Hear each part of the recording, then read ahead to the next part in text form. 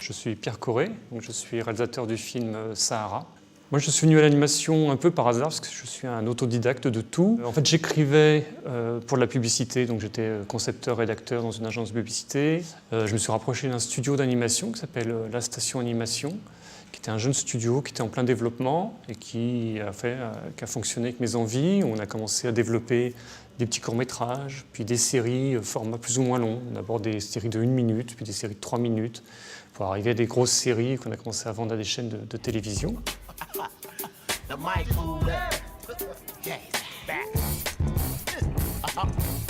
En fait, Sahara, c'est un mélange de deux choses, puisque c'est un mélange d'envie de scénariste, c'est-à-dire écrire une histoire qui se passe dans le désert.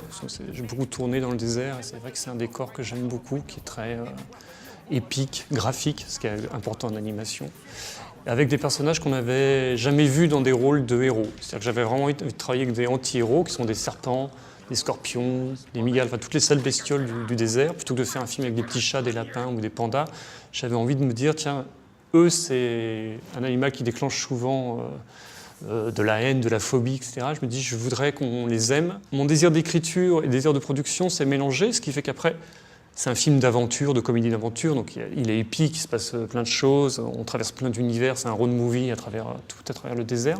C'est vrai qu'aujourd'hui, c'est un film à 12 millions, ce qui est beaucoup pour un film français, mais très peu pour un film d'animation au standard international. Nous, donc la station animation et moi en tant que réalisateur, c'était le premier film, premier long métrage d'animation, premier long métrage tout court pour moi, donc c'était un gros défi. Donc nous, on s'est rapproché d'une grosse maison de production qui s'appelle Mandarin Cinéma. Donc c'est les deux frères Eric et Nicolas Mayer.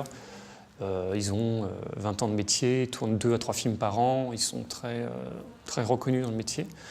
Donc moi, j'ai été leur proposer le projet, je leur ai dit, voilà, j'ai un studio, j'ai un scénario, mais j'ai besoin d'être soutenu, épaulé. Et ils ont craqué sur le projet, ils n'avaient jamais fait d'animation, mais ils ont craqué sur le projet par la singularité.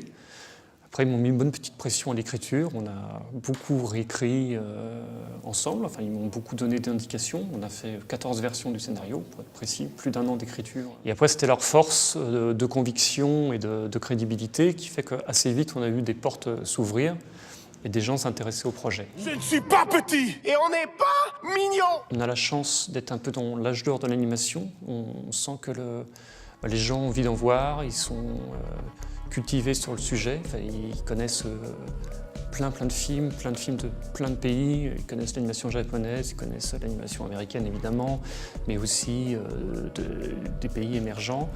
On a la chance d'être en France, c'est-à-dire qu'on a les meilleures écoles. Voilà. Moi je vois chaque année des élèves incroyables qui sortent d'écoles un peu partout en France.